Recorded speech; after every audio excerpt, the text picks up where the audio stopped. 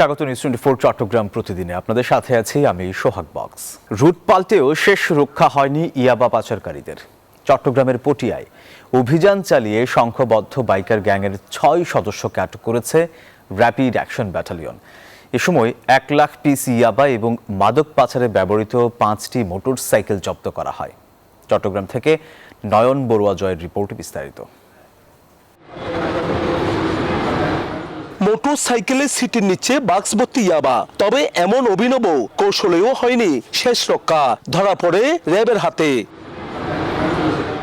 RAB জানায় সকালে কক্সবাজারের রামু থেকে চট্টগ্রাম মহানগরীর দিকে ইয়াবা চালান আসছে এমন তথ্যের ভিত্তিতে অভিযানে নামেন তারা। তল্লাশি চালিয়ে পটিয়া সংঘবদ্ধ বাইকার গ্যাংয়ের 6 সক্রিয় সদস্যকে আটক করা হয়। গতকাল মাঝরাতে জানতে পারি যে এই বাইকার গ্যাংটি কক্সবাজার হতে আজকে চট্টগ্রাম মহানগরীতে একটি ইয়াবার বড় চালান নিয়ে আসবে। চেকপোস্টে স্থাপন করে প্রাথমিকভাবে এই বাইকার গ্যাং চক্রটির একজন সদস্যকে আটক করতে সক্ষম হই। আমরা এই সদস্যের তথ্যের ভিত্তিতেই পিছনের অন্যান্য সদস্যদেরকেও পরবর্তীতে চেকপোস্টে স্থাপনের মাধ্যমে আটক করতে সক্ষম হই। র্যাবের দাবি কক্সবাজারের রোহিঙ্গাদের হাত থেকে ইয়াবা সংগ্রহ করেছে চক্রটি। তারা প্রাথমিক জিজ্ঞাসাবাদে স্বীকার করে তারা সুকৌশলে দীর্ঘদিন যাবৎ কক্সবাজারের রামু এলাকা হতে চট্টগ্রাম মহানগরীতে ইয়াবা বহন করে নিয়ে আসছিল। অভিযানে 1 লাখ পিস ইয়াবার পাশাপাশি মোবাইল ও নগদ অর্থসহ 5টি মোটরসাইকেল জব্দ করেছে র্যাব। নয়ন বড়ুয়া জয়, নিউজ 24 চট্টগ্রাম। চট্টগ্রামে থেমে থেমে বৃষ্টি হওয়ায় নগরের কোনো জায়গায় জলজট সৃষ্টি হয়েছে। সকাল থেকেই বৃষ্টিতে নগরের কাতালগঞ্জ, আগ্রাবাদ সহ বেশ কিছু সড়কে পানি জমে যাওয়ায় দুর্ভোগে পড়েন কর্মজীবীরা। সবচেয়ে বেশি ভোগান্তিতে পড়েন এইচএসসি পরীক্ষার্থী সহ স্কুল কলেজ পড়ুয়া শিক্ষার্থীরা। বাসিন্দাদের অভিযোগ, বৃষ্টি হলেই জলাবদ্ধতার আতঙ্কে থাকেন তারা। পানি নিষ্কাশনে খাল নালা পরিষ্কারের দাবি ভুক্তভোগী বাসিন্দাদের। এদিকে আবহাওয়া অধিদপ্তর বলছে আরও বেশি বৃষ্টিপাতের আশঙ্কা রয়েছে। সতর্ক থাকতে বলা হয়েছে পাহাড়ে ঝুঁকিতে থাকা বসবাসকারীদের। প্রতিনিয়ত আমাদের পানি বাইরে যেতে হচ্ছে। যে জায়গায় আমরা প্রতিদিন অফিসে যাই 40 টাকার ভাড়া, এই জায়গায় বৃষ্টি, এখানে পানি হওয়ার সাথে 80 টাকা 100 টাকা দ্বিগুণ ভাড়া হয়ে যায়। কিন্তু এই নালা পর্যবেক্ষণ করতেছে, এরপরও দেখতেছি আমাদের অনেক কষ্ট এগুলো। উন্নয়নের সুফল নগরীর প্রতিটি ওয়ার্ডে সমানভাবে পৌঁছে দিতে চট্টগ্রাম সিটি কর্পোরেশন পরিকল্পিতভাবে কাজ করছে বলে জানিয়েছেন মেয়র ডাক্তার শাহাদাত হোসেন। দুপুরে নগরীর 1 নম্বর দক্ষিণ পাহাড়তলী ওয়ার্ড থেকে 41 নম্বর পতেঙ্গা ওয়ার্ড পর্যন্ত বিভিন্ন সড়ক পরিদর্শনকালে এসব কথা বলেন তিনি। এ সময় সৌন্দর্য বর্ধন, বৃক্ষরোপণ, সড়ক সংস্কার, পরিচ্ছন্নতা কার্যক্রম এবং বিভিন্ন উন্নয়ন প্রকল্পের কাজের গুণগত মান ও বাস্তবায়নের গতি পর্যবেক্ষণ করেন।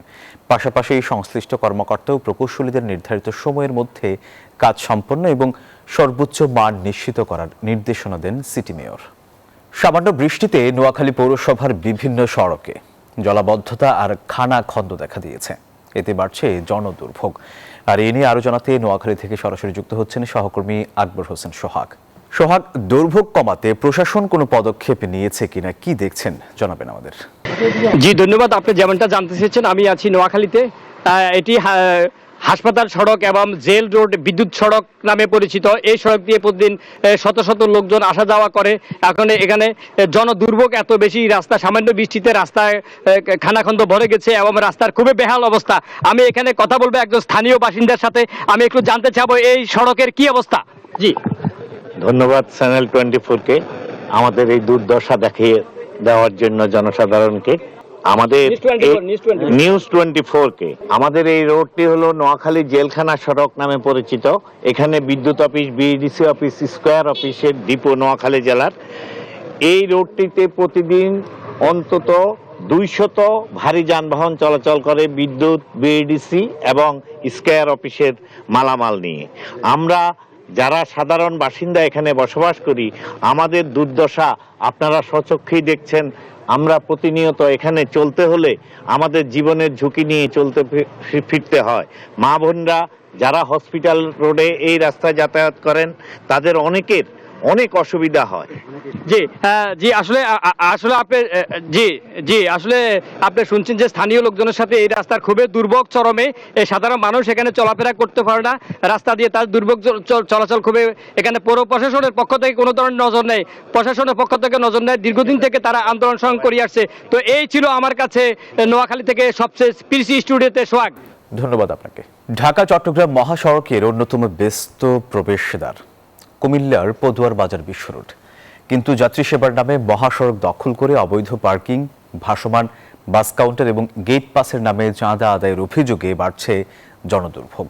স্থানীয়দের দাবি, বছরের পর বছর ধরে এসব অনিয়ম চললেও মিলছে না কার্যকর সমাধান। এই যে মহিউদ্দিনের পাঠানো তথ্য ও ছবিতে ডেস্ক রিপোর্ট।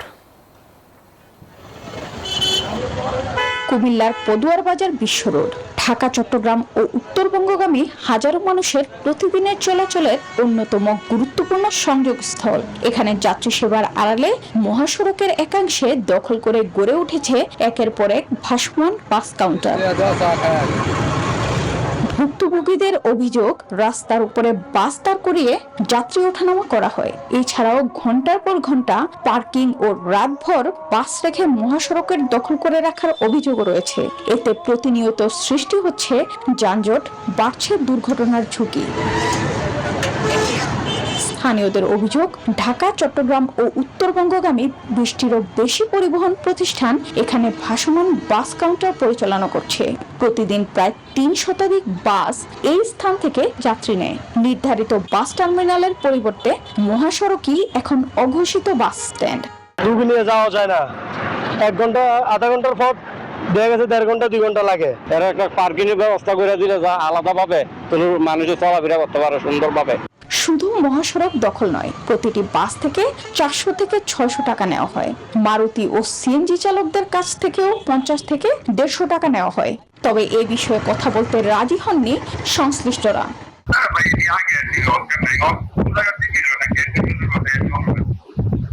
হাইওয়ে পুলিশের দাবি, নিয়মিত অভিযান পরিচালনা করে আইন লঙ্ঘনকারীদের বিরুদ্ধে মামলা দেওয়া হয়েছে। তারপরও একইভাবে চলছে কার্যক্রম। কেউ যদি রাস্তার উপরে বা ফুটপাতের উপরে বা রাস্তা ব্যারিকেড দিয়ে কেউ যদি পার্কিং করে, এটা সম্পূর্ণ অবৈধ এবং এটাকে আমরা আরো মোবাইল কোডের মাধ্যমে বেগবান করব। অন্যদিকে অভিযোগ প্রমাণিত হলে সংশ্লিষ্টদের বিরুদ্ধে ভ্রাম্যমাণ আদালতের মাধ্যমে ব্যবস্থা নেওয়া হবে জানায় বিআরটিএ। বিআরটি দেখবে পারমিটবিহীন গাড়ি কে চলে। আমার দরকার হলো সড়কের শৃঙ্খলা রক্ষা করা। আমরা পরিবহনের পক্ষ থেকে, পরিবহন নেতৃত্বের পক্ষ থেকে, শ্রমিকদের পক্ষ থেকে, ইভেন আমি মালিকদের পক্ষেও বলছি, আমরা সর্বাত্মক সহযোগিতা করতে রাজি আছি। স্থানীয়দের প্রত্যাশা, সংশ্লিষ্টরা সমন্বিতভাবে নেবে কার্যকর ব্যবস্থা। Desk report, news 24।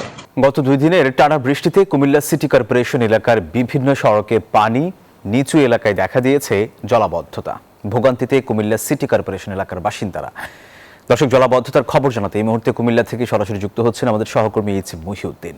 মহিউদ্দিন, নগরবাসীর ভোগান্তিতে নগর কর্তৃপক্ষ কি ধরনের উদ্যোগ নিয়েছে, কি দেখছেন?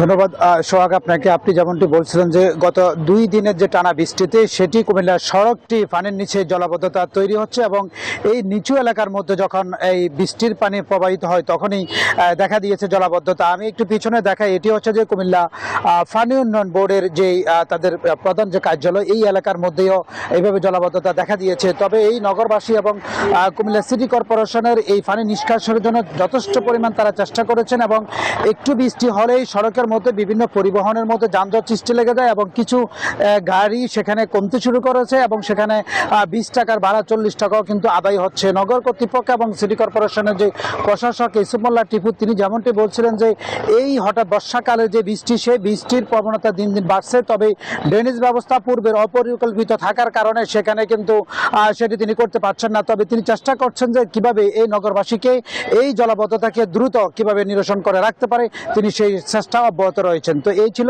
আমার কাছে কুমিল্লা থেকে সর্বশেষ। চলে যাচ্ছে স্টুডিওতে সোহাগ। মহিউদ্দিন, আপনাকে ধন্যবাদ। পাহাড়ে কৃষির আধুনিকায়ন ও যান্ত্রিক প্রযুক্তির সঠিক বিস্তারের লক্ষ্যে কম সময়ে আমনের চারা রোপণে যান্ত্রিকভাবে চারা রোপণ কার্যক্রম শুরু হয়েছে। দর্শক, এই বিষয়ে আরও বিস্তারিত জানিয়েছেন আমাদের সহকর্মী মোহাম্মদ জহুরুল আলম।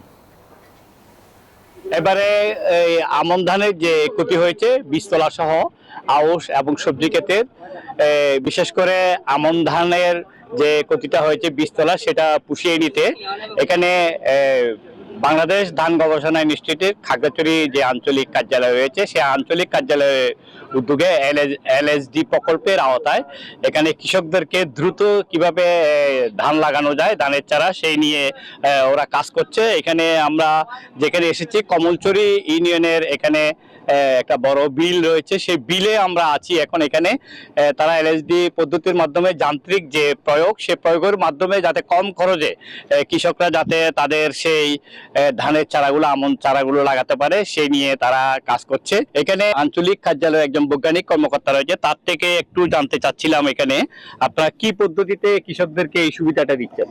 আমরা এলএসটিডি প্রকল্পের আওতায় ব্রি আঞ্চলিক কার্যালয় খাগড়াছড়ি কর্তৃক এই রাইস ট্রান্সপ্লান্টারের মাধ্যমে কৃষি যন্ত্রপাতির প্রায়োগিক পরীক্ষণ এই পাইলট পাড়া প্রযুক্তি গ্রামে কৃষকের 5 একর জমিতে আমরা এই যান্ত্রিক পদ্ধতিতে আমাদের প্লাস্টিক পেতে যে চারা উৎপন্ন করা হয়েছে সেই চারাটি এই রাইস ট্রান্সপ্লান্টারের মাধ্যমে আমরা জমিতে রোপণ করব।